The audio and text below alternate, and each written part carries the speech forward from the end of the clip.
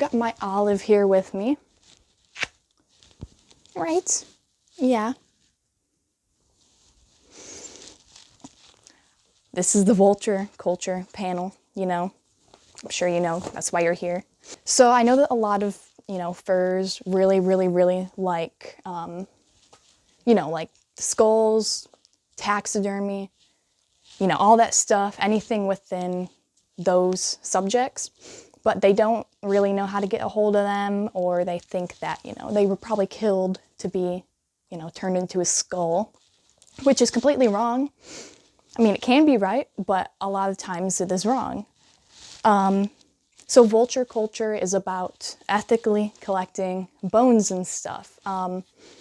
There's a huge gray area on skulls and taxidermy and everything on, the ethical portion of it. There's a huge gray area.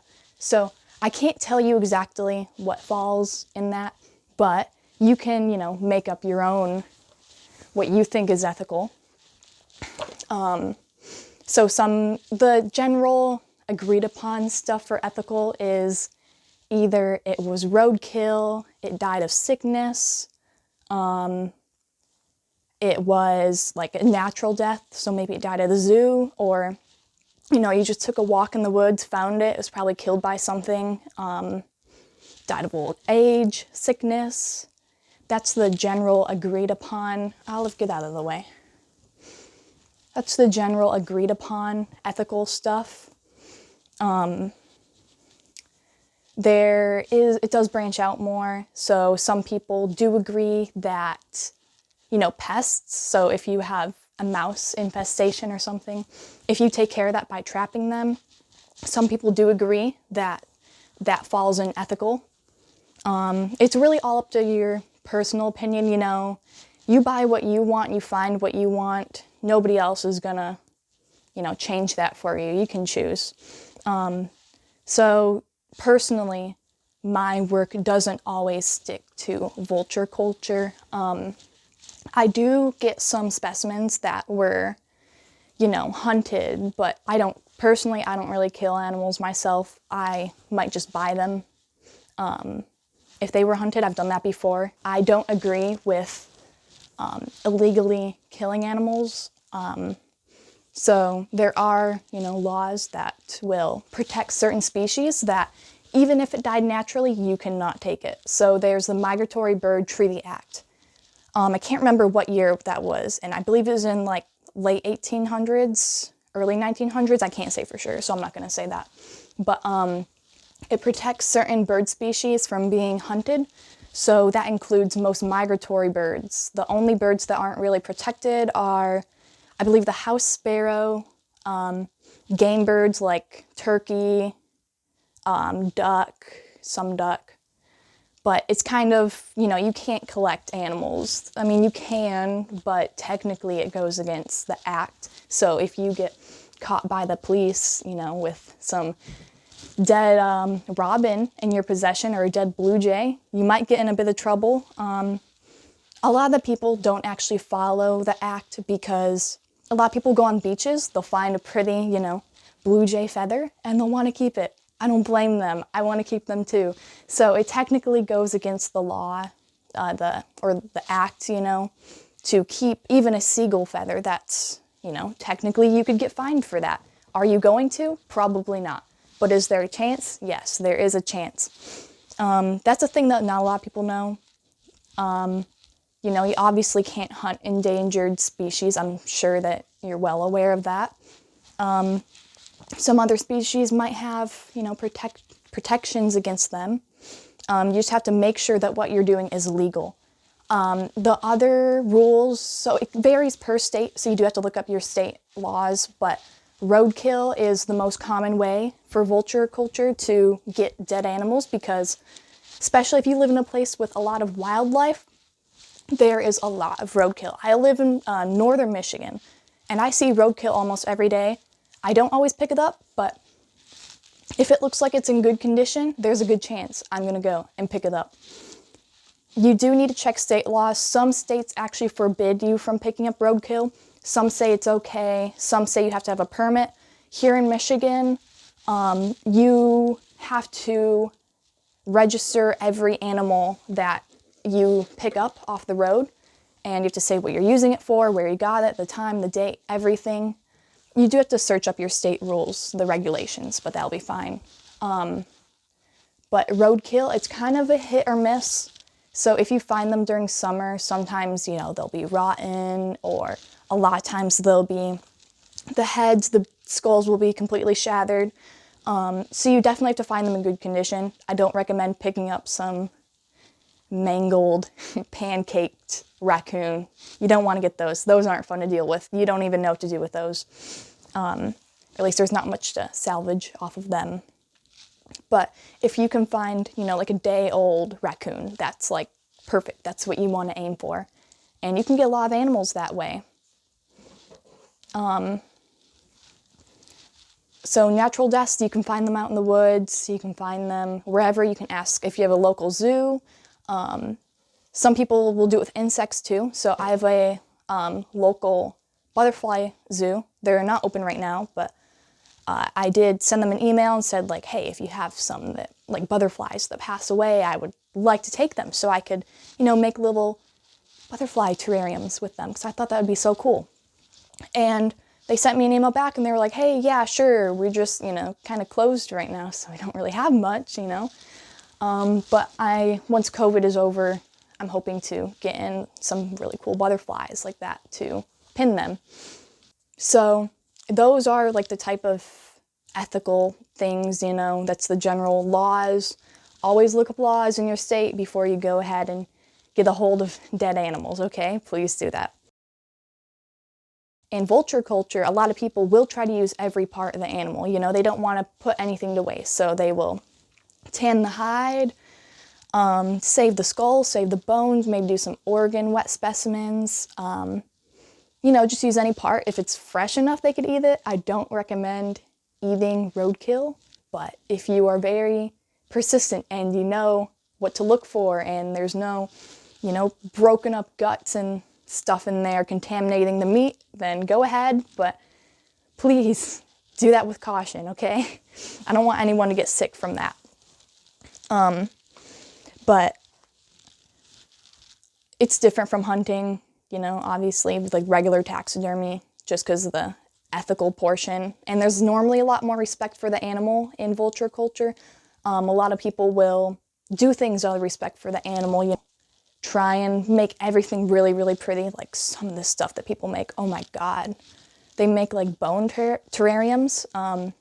They'll put like skulls in there, put moss, flowers, butterflies. They're super duper pretty. I don't even know how they do it. I want to try to make them one day, but, and the collections, they, you know, they try to display them all nice. Hunters do this too, obviously, you know, they display their collections nice, but in vulture culture, there's normally a lot more respect for the animal and they, you know, respecting it after death, which is understandable. I get it. So the types of taxidermy that you'll see in vulture culture, obviously, taxidermy, mounting, that's the obvious one, you know. There is also bones and skulls, there's pelts, you know, wet specimens, trying to think, skeletons, mummies. A lot of people, it's not really like vulture culture, but a lot of people like to collect crystals or shells. I'm looking at my collection right now to see what I have. Dried flowers, antlers, just anything relating to animal death.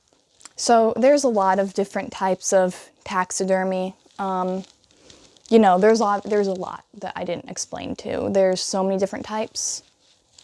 A lot of times people will, you know, find new stuff to do and that'll become big. But there's a lot of different things you can do. I'm not going to get in depth with all of them, but I do have some stuff here that I can show you. So this right here, I got at an antique shop. It's a raccoon. It was a hand-wrapped mount. I found that out because it has a little hole in one of the ears and it had like hay and stuff on it.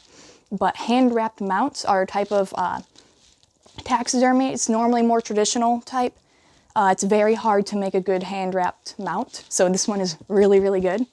Hand-wrapped mounts are often used with cotton, clay, leaves, anything, and then it's wrapped with like string or twine, and they essentially sculpt the body of the taxidermy to fit the animal.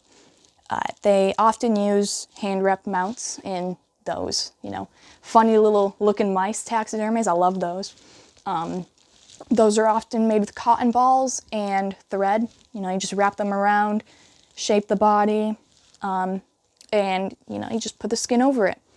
So that's kind of what was up with this raccoon.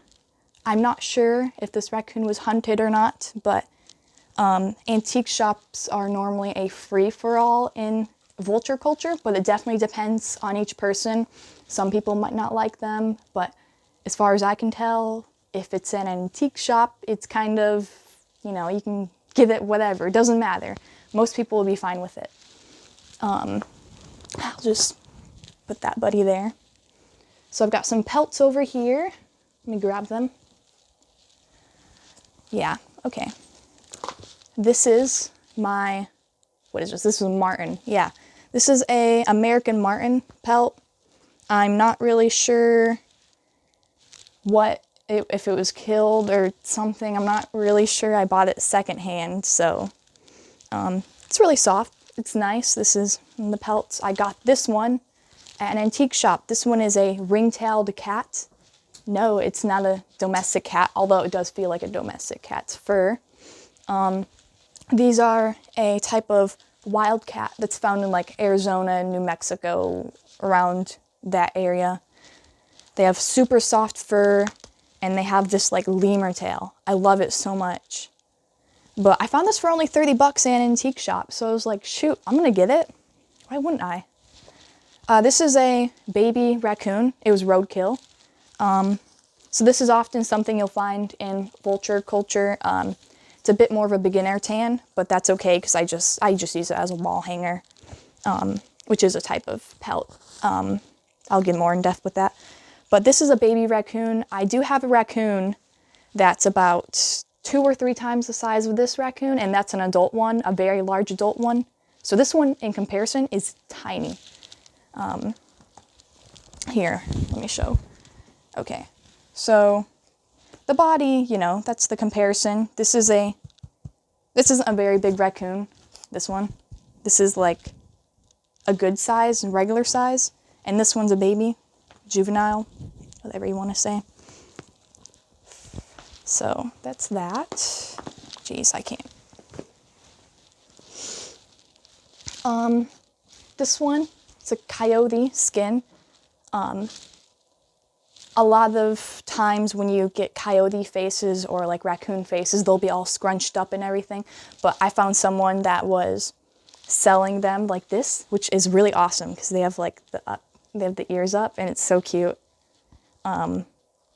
These will generally cost more if you get one that's actually shapen. I got, this is my first mount, okay, so don't judge it, but I'm working on the soft mount fox. It's a little bit derpy right now, but I don't really care. It's my first one other than some really shitty rats. So I got the face mostly done. I just need to do some touch-ups. Definitely need to do some touch-ups. The body isn't stuffed or anything yet. I haven't wired the legs, but the paws are done. So I just put clay in there. Put clay in the paws so they're nice and hard. There's that one. This is something that you'll often find at antique shops. This is a stole. So it's something that you'll wrap around you. Like that. It's normally used on like jackets and stuff, but you can find these pretty cheap in an antique shop. I got this one for 10 bucks. Most of them that you'll find will be around 20, 25, 30, depends on, you know, the quality of it. So this is another type. I don't know if you can really see it well, but this is skull art. I actually did this one myself. It's for sale on my Etsy right now. It's been for sale for a while. Nobody's bought it yet, I guess. So it's a skunk skull, and it was really, really like messed up and had paint on it and whatnot. It was really bad condition. So I made a pointed nose, and I used resin clay stuff to add eye ridges, and I made little horns, and I made it like a constellation design. I even had to sculpt some teeth because it was missing some teeth. Got some moon phases on it. Skull art is pretty popular in Vulture culture. Also has some jewelry. Here, I got a couple right here. This one I did myself. It's pretty simple. It's just a mink skull on a little necklace. This one is mouse bones in a little thingy on a necklace. A lot of people like those. So I just thought I'd show some of my stuff. I didn't really, I didn't get down my whole collection. I just grabbed some stuff that I thought you guys would like to see. Okay, so where to find, if you're gonna go out and look for bones and stuff. So obviously, looking at roadsides, that'll help you find roadkill. You can also contact local places, like I was saying before. If you specifically go out for like a trail or a walk to find bones, it depends where you are. Some places I've seen people go out in like weird deserted desert stuff. I don't know. They go out in the desert and they just find tons of sun-bleached bones, and that's so lucky. They bring like a whole garbage bag full of them back. I don't even know how they do it. But if you live somewhere that's kind of like just wooded area, you can find stuff. Definitely you can find stuff, but it's gonna be difficult, and don't expect to find stuff every single time you go out to look for bones. So generally, if you go out and look for bones or, dead animals, I found a part of a deer hide when I was taking a walk, and I took it home, salted it. I still have it. I'm surprised it wasn't rotten enough. It's all the fur's on there. You can get lucky and find stuff like that. Most of the time you'll just find bones though, like rib cages and parts of skulls, little vertebrae. That's the most common stuff you'll find. So you can't just go out on a popular trail and expect to find bones. That's not really how it works, because they will most likely be taken by other people. So if, you can find stuff that way, but if you want to have the best luck that you can possibly have, I would recommend going off trail. You definitely have to make sure that this is legal. Don't be trespassing in illegal woods. You will get in trouble. But a lot of times, if you know where fox dens are, you can, they'll have bones that were probably, so they take dead animals in their dens, eat them, and then they'll push the bones out with their paws. They'll dig it out, push it out. And you can find a lot of bones there, animal dens, if you know where those are. I would recommend looking around swampy areas or ponds, because a lot of deer or, prey animals will go there to drink water, and then, they'll be killed by a predator, which is pretty common. A lot of times deer are hunted by coyotes around ponds. So you can find a lot of deer bones that way, or just animal bones in general, because that animals are going to be going there a lot for sure. You can find bones just randomly in the woods, you definitely have to look out for them, but they're not, if you find them, you will know. They stick out pretty darn good. There's been white branches everywhere, but you can tell when you find a bone. It's pretty easy. I also recommend going to beaches, because a lot of times you can find bones, you can find dead fish, you can find coral, you can find a lot of dead stuff around beaches that wash up when the tide comes. At least that's for the ocean. Around lakes and stuff, lakes, ponds, rivers. I'm not so sure about how easy it would be to find bones in there, but you'd have more luck finding bones around a river than, in the middle of, I don't even know. If you just went out in the middle of the field, you might not find bones, although you might. If you have farms nearby, like cow, horse, sheep, you can contact them. Sometimes they'll have stillborn, or they'll have problems with animals and they'll die and they'll rot in the field. So you can definitely get a lot of bones that way. Because what are they going to do with the, animals when they die? Depends on what farm you have, though. So those are good places to look. Don't try, if they say no, don't try and bother them about it. Just respect what they say. Now, if you don't want to go out and find your own bones, you can definitely buy them online. It obviously will be more expensive to do it, especially depending on what you want, but generally it will save you a whole ton of time. So I recommend looking on Etsy. That's the best place that you'll find stuff. Most of the stuff on there will be related to Vulture culture, as long as you read the description. Sometimes they'll put little descriptions, or you can message the seller and ask how it died if you're worried about that. You can also look on eBay, or, on eBay, the thing is, most of the people on there are hunters, so if you're looking for, ethical death stuff, that might not be the place to go, but you will definitely find stuff. Another place I recommend, I know this sounds stupid, but just trust me on this one, Facebook Marketplace. I know it's dumb, but a lot of people will sell old trophy mounts on there for a pretty good price, and they'll sell a lot of fish mounts, mostly trophy mounts, and you can go on there and, buy them for pretty cheap. Just go local pickup. Another popular place is taxidermy.net. So most people on taxidermy.net will not be selling Vulture culture stuff. So if you are worried about how ethical something is, I wouldn't recommend buying off there, but you can find some natural death stuff on there. It's pretty cheap, You just message the person. You can it's like a forum site, so it's pretty easy to navigate. You can just go to people. You can ask what they have. I think recently I made a post and I was like, hey, I'm looking for small mammals for wet specimens. And I had quite a few people come to me about that, which I was pretty surprised about. So people are eager to sell to you on there.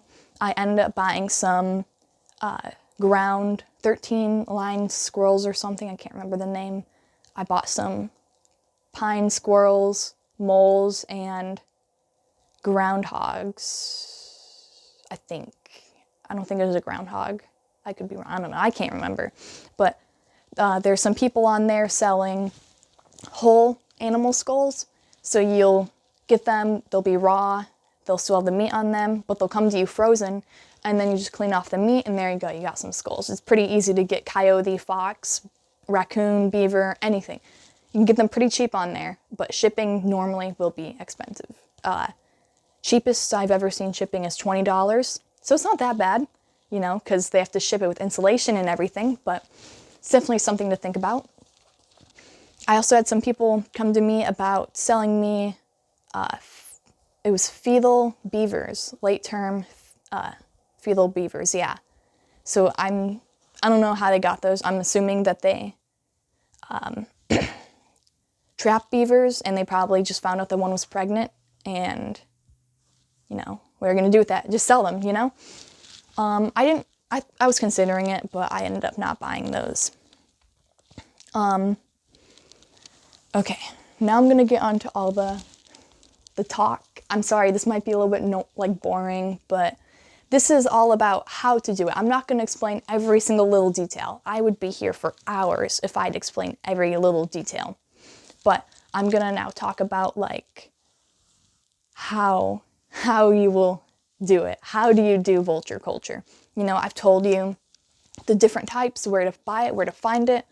I've explained the ethical portion of it, but now I have to explain how you actually do it. So Vulture culture, just a collection of taxidermy, skulls. I definitely don't look like someone that would be doing taxidermy. I don't. If you look at me, I look like someone that's, I don't know, working in the bakery or something. But nope, I do taxidermy alongside my regular job. So you don't have to look the part to do it. A lot of people in vulture culture definitely don't look the part. It's a lot of younger people, teenagers, young adults, even older people do it too. But the most common people that do it are younger. So here, to do taxidermy, so I have this skull. It's not a skull, but it's a head form that's used for soft mount taxidermy. So this is what is actually underneath taxidermy. Taxidermy normally is not a whole animal. Sometimes it is, but that's like a 0.5% chance that it's the actual animal. But if it's a whole animal, you know, bones and all, meat, everything just mummified, that would be classified as a mummy, not a taxidermy. I do have some mummies. I have a natural opossum mummy that I found in my friend's barn. So all the fur came off. It's all gray, you know. But you can't do that yourself. So if you actually want to make a more like natural mummy, you have to find it. You can't really do it yourself. But you can induce mummification process yourself by sticking an animal in salt, borax, or you can place it in front of a fan to dry for a while. So that's how you induce mummification naturally. Or not naturally, but, you know, by yourself.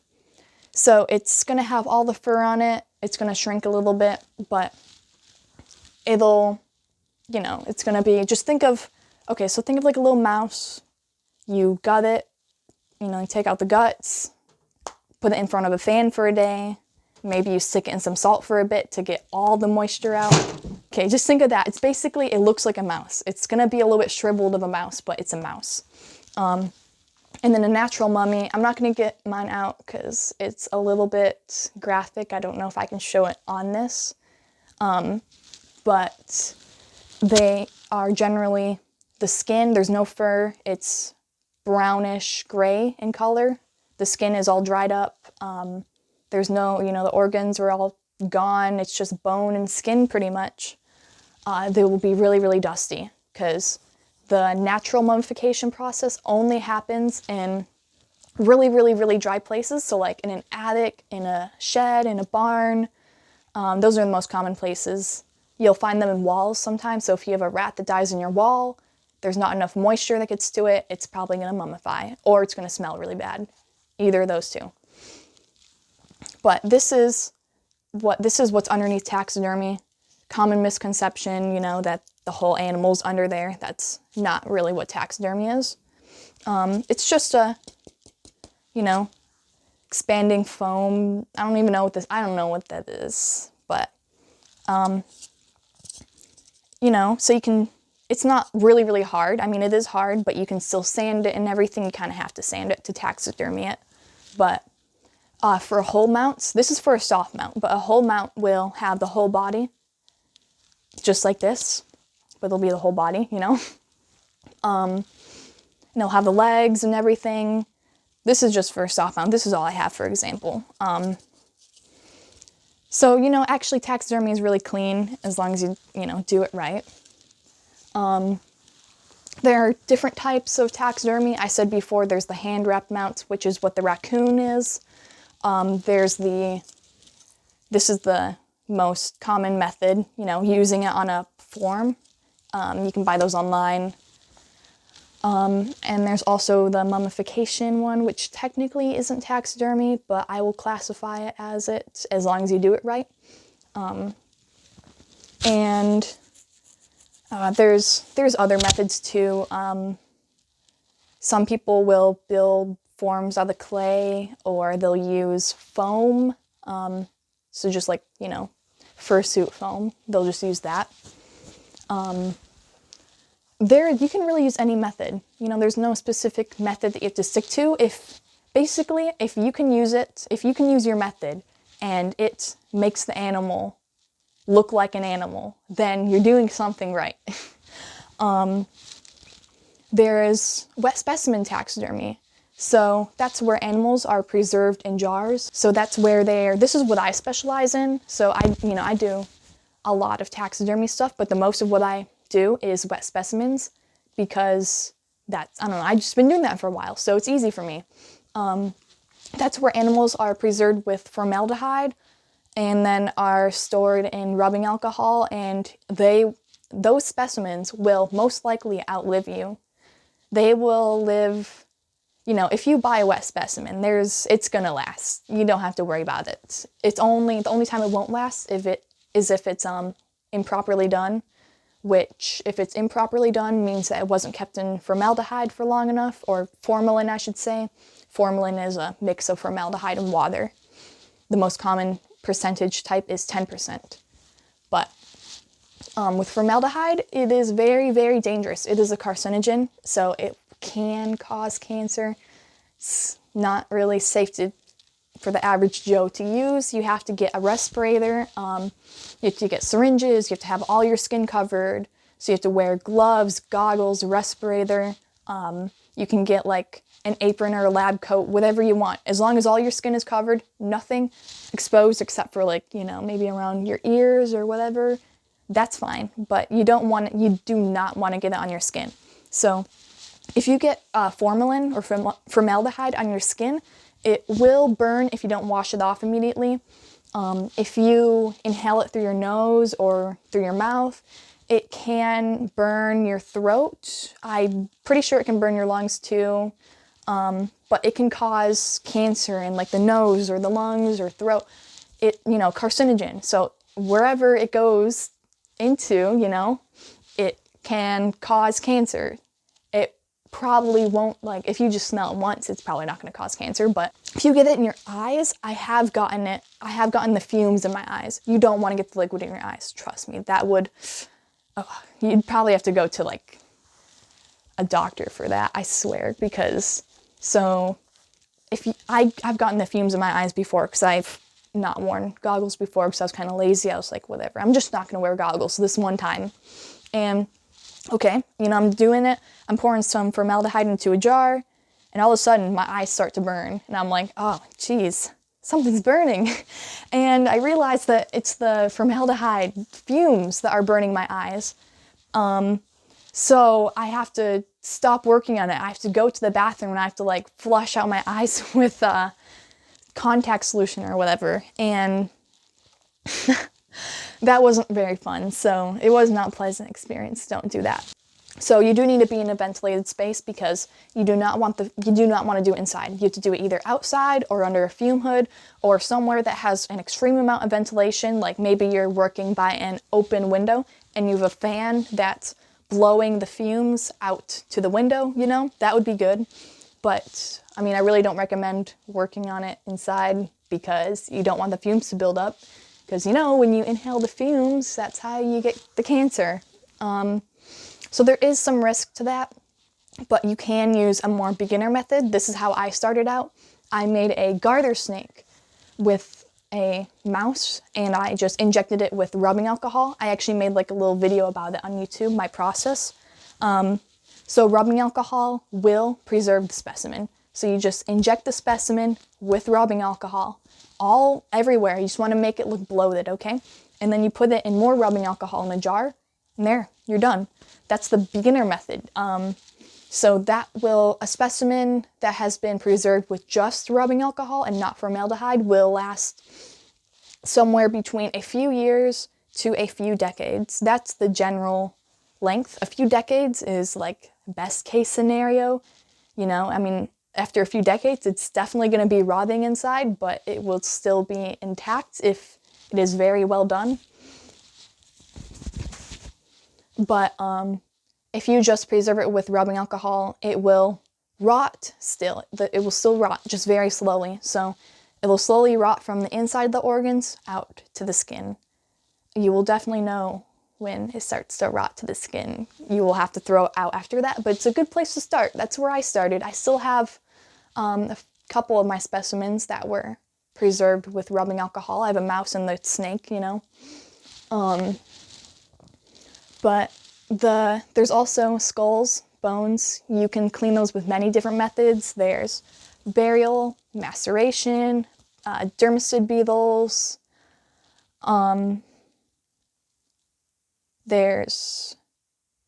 Those are the three main methods. There's a lot of different methods. Okay, there's a lot of different methods.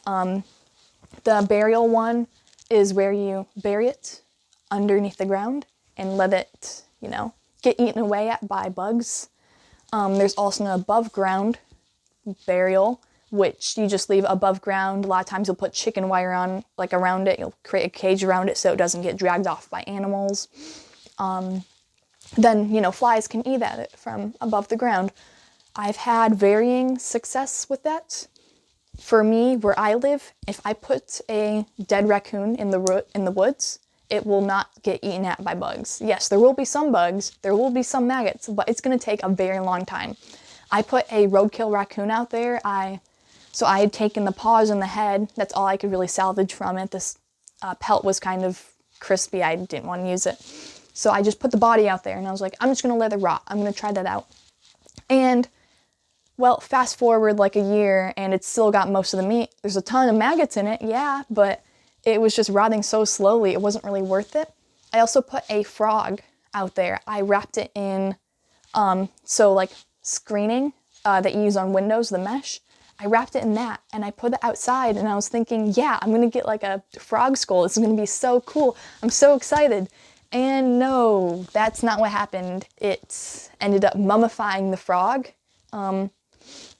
Apparently, the bugs didn't like a dead frog, I guess. So it kind of just, it was even during summer. It's not like it was humid outside, but I don't know, just all the moisture got wicked from it, and it just naturally mummified. I still have that. It's kind of freaky. I don't really like touching it. It's a little bit, but it's a cool part of my collection, I guess. I would have rathered a frog skull, but I'll take a frog mummy, I guess. There's the maceration method. A lot of people like this because it makes the bones very, very good, very clean.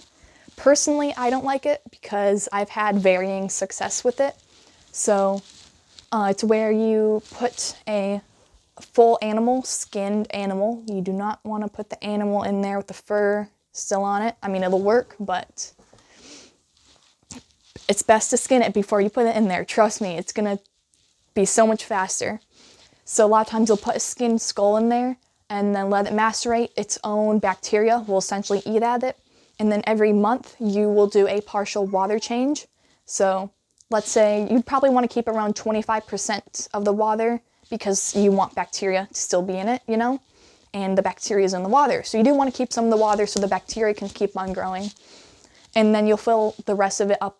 After the 25%, you'll fill the rest up with clean water, and then just keep on doing that, until it fully macerates, which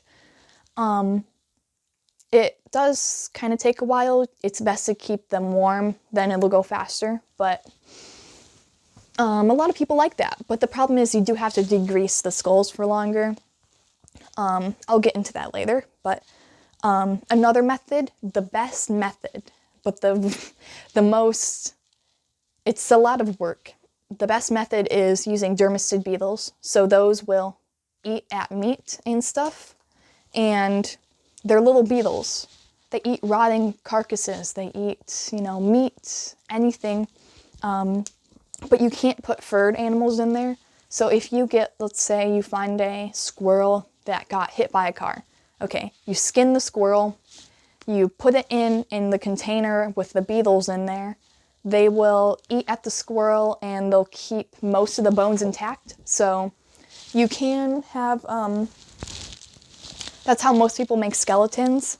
Because dermestid beetles, they will eat at the meat, but they'll keep, most of the bones will stay intact. You might have an arm come off or whatever, but they work pretty quickly, depending on how many you have. They'll take between 2 days to a week, I'd like to say. Definitely depends on how many you have, how many bugs you have, but it's just a lot of work because you have to keep the bugs somewhere. They can't be in freezing cold weather. They have to be, somewhere where it's semi-warm, or at least room temperature. You have to keep up on their care, you know, change the bedding every so often. You have to keep on giving them food. I believe it's weekly you have to feed them. But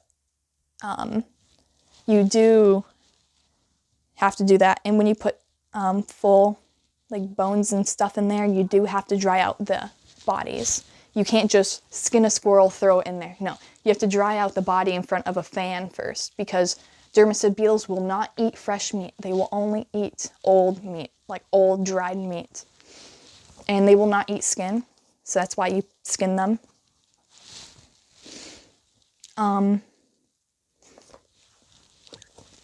So I know that I'm missing some stuff, but I can't say everything. There's a lot to this. I recommend looking up on Google, on blogs, YouTube. You can find a lot of tutorials. There is a lot of information that's not out there. So a big part of vulture culture, or just taxidermy in general, is finding your own methods, finding what works for you. I know that I had to do a lot of that. I had to do a lot of experimenting, because some stuff, I looked it up, I'm like, okay, this is an easy question. You know, I'm sure that a lot of people are wondering this. I look up the question and there's no information online. Like, what? Okay. So you just kind of have to experiment yourself. You'll win some, you'll lose some. I've had some animals that I've spent I've spent hours on them and it just ends up not working. But that's, that's the failure. You try, you succeed, you get better. You know, if you fail, then you're just learning from it pretty much. Right now, I know that I'm working on tanning skins. That's what I'm focusing on. So I recently, or it wasn't even recently, it was like 6 months ago, I picked up a possum that got hit by a car in my neighborhood, and I skinned it. I skinned it perfectly, got for taxidermy. I split the lip. That's something you want to look up online if you're gonna skin for taxidermy, because if you skin for taxidermy, that's different than skinning for a wall hanger. So this is a wall hanger, you see? It's kind of, you can't taxidermy this. But this is also not something you can taxidermy. It has its legs, it has its face, it has its tail, it has its toes, it has the ears, but you can't taxidermy it because it wasn't skinned for taxidermy. But this fox, you can taxidermy it because it was skinned for taxidermy, specifically for it. So it has, the lip was split, the eyelids were split, ears were turned, and the hide, let me see if I can show it. It's kind of hard because it's a cased hide. So you can see the hide is really well done, super thin. So when you taxidermy this, it's a really soft, buttery tan. That's what you want for taxidermy. So it won't get all bunched up. If you stuff the body of this, it's not really good if I stick my hand in there, but it won't get too many wrinkles. It will get wrinkles, but if you have a really thick tan on the skin, then it will be more wrinkly when it, bends. Or if you put it on a mount, it won't really go to the shape of the mount as well as it will if the tan is thinner. Let me see. So yeah, I can't show everything. There's a lot of information out there. I definitely can't go over it all at once. That would be way too hard. I'll show you this tool that I have though. So this is for when I skin animals. I do need to sharpen it a little bit, but this is a fleshing knife. I got this on Amazon for like 20 bucks. Definitely worth it. So when I'm going to be using this on a raccoon soon, I just need to thaw it out because I skinned the raccoon, but I didn't have time to flesh it. So when you skin an animal, you want to flesh it, get off all the extra meat. So a lot of people will put the hide over a piece of wood and it'll stretch it out and it'll keep it in place. And what you is that you take this and then you try to get underneath the meat, try to get a good edge on it. So I don't know, let's just say this is the animal. And let's say, it's open, okay? And let's say there's a bunch of meat on here. So you'll take this And I mean, I can't really turn this inside out all the way, but you'll just, I can't really do it, but you'll go like that, you know, get under the meat. You can use the dull side too. That's good for after you actually get under the meat, because the sharp side might cut through the skin. You don't want that if you aren't careful enough, you know.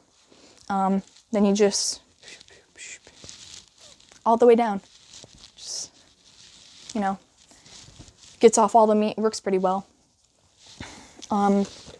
If you're a beginner, you can just use like a skinning knife or a scalpel or an X-Acto knife to get off the meat, but it's definitely going to take longer.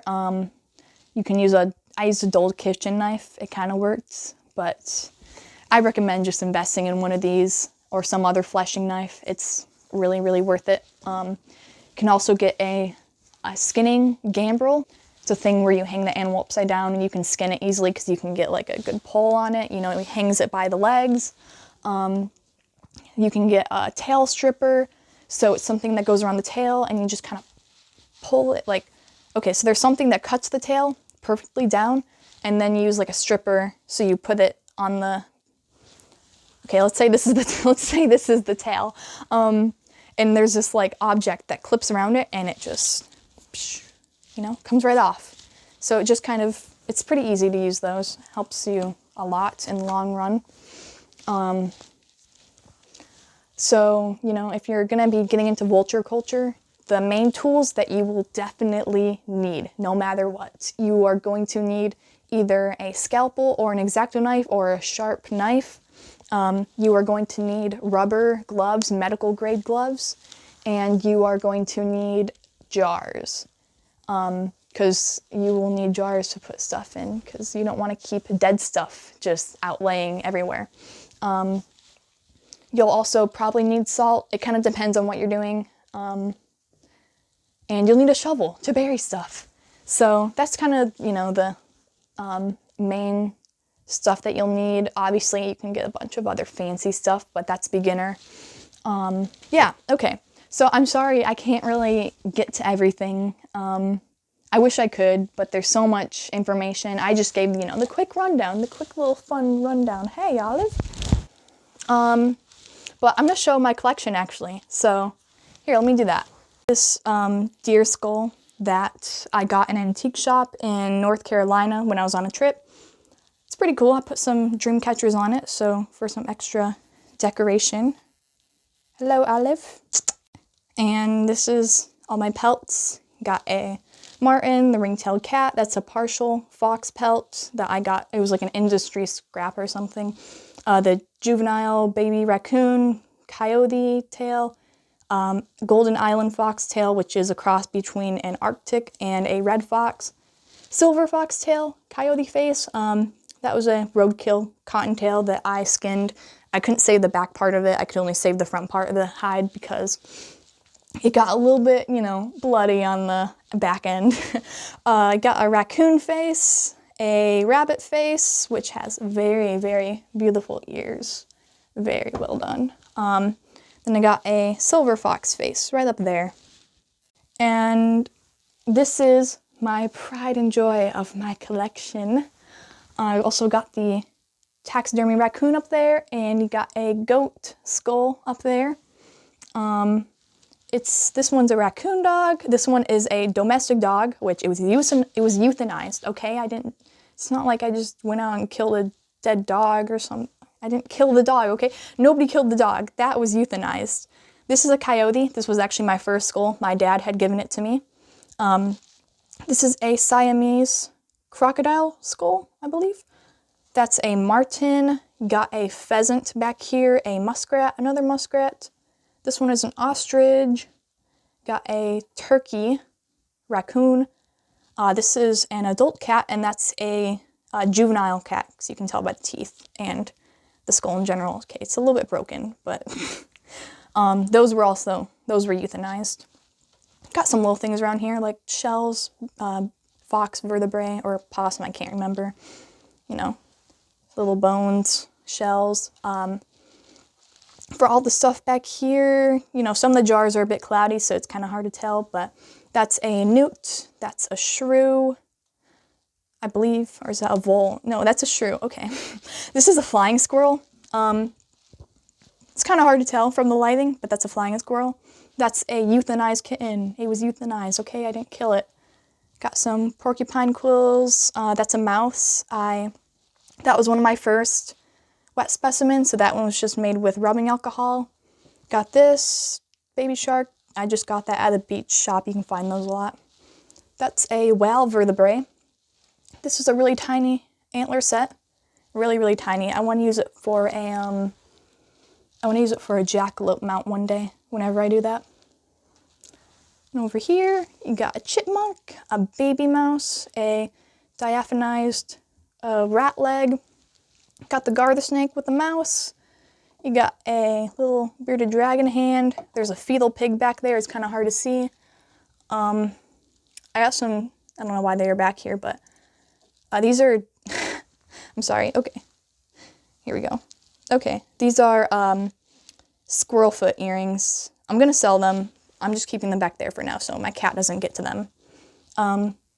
Got a diaphanized reef fish and a fetal pig. Got a little thing of, wasp nest or whatever out here. This is, okay, so this one is kind of sad. So I found an egg at the beach, and it was like kind of in the middle of a public walkway right by a bench. And so I was like, you know what? If this egg isn't dead, I'll be surprised. So I took it home. It ended up being alive, and I raised it, but it wasn't strong enough to get out of the egg. So eventually, after a month, I opened up the egg, and that's what was in it. Because when I first got the egg, it was probably only a few days old, and so I raised it right. I didn't even have an incubator. I just used a heat lamp and a bin with some like humidity stuff. But I'm kind of sad that it couldn't make it, but I did preserve it, so its name is Astro. Got some stuff up there, some rat skins, rat taxidermy. My cat ate the face off of that one. I'm really upset. That was my first rat. So it's kind of like no face rat I guess. Got some more stuff right here. Some sort of bird skull, deer vertebrae, not deer vertebrae, deer mandibles. The jaws. I got a really, really, really old whale rib. I'm really not sure how old that is. I'm pretty sure it's worth a lot, but got a roadkill deer skull, part of it. Roadkill possum skull. Some crab claws, some crystals, a muskrat foot, a bee, a little moth, some mouse skulls, just kind of anything, some fossils. Down here, got a fake taxidermy squirrel. That one was made with rabbit fur. I got some corals, some fossils, got the frog, the mummified frog. I'm sorry, I'm so bad at talking. You got a coyote penis. I wish I was joking. So animals have a bone in their penis, and that's what it is. So that's a coyote one. Got some crystals, some shark teeth, a muskrat face, and you got a fox paw back there. And then here I have antelope horns. I got them for like $65 at an antique shop, which is a really, really, really good deal for how big they are. Let me show you here. Okay. They're huge. I think they're like 2 feet. I don't know. I think they belong to an African waterbuck, which is a type of antelope. Okay, I just came downstairs. I'll just show my workspace too. This is my fursuit and taxidermy workspace. I don't try to mix up the two, but I do kind of do some stuff in the same area. That's all fursuit stuff, but I do some bone stuff. Got some, rubbing alcohol and everything that I need down there, some jars, a bunch of salt. I got a raccoon pelt in here, which is the giant raccoon. Very, very extra large raccoon. Got some pickling salt, which you have to pickle hides with. Got some random stuff in here. Just skulls and skull art, whatever I'm gonna be using. In this box down here, I keep all my specimens that are currently being fixed with formalin. I have a light box over here. I take all my pictures in this tiny little box. Just think about that. It's got some LED lights in there. That's all I need. Makes it look professional. I really only use this table for like bones and stuff if I'm going to be, like I'm not gonna be skinning an animal on this table, no way. No, I'm not gonna skin an animal on this table. I'm not gonna do it like that, but I will, you know, put together earrings or do skull art, you know, like paint skulls and stuff over here. That's the extent of what I'll do. I got Olive here with me again. So, okay, thank you for, you know, listening to this panel. I'm sorry, it was more of like an informative panel. You know, I can't really show myself skinning a raccoon or an opossum on a panel. That would probably go against some regulations, but I do hope that you enjoyed it, and I hope that you will get into vulture culture or, you know, just taxidermy in general. Yeah. Olive wants you to get into vulture culture. That's what she says. So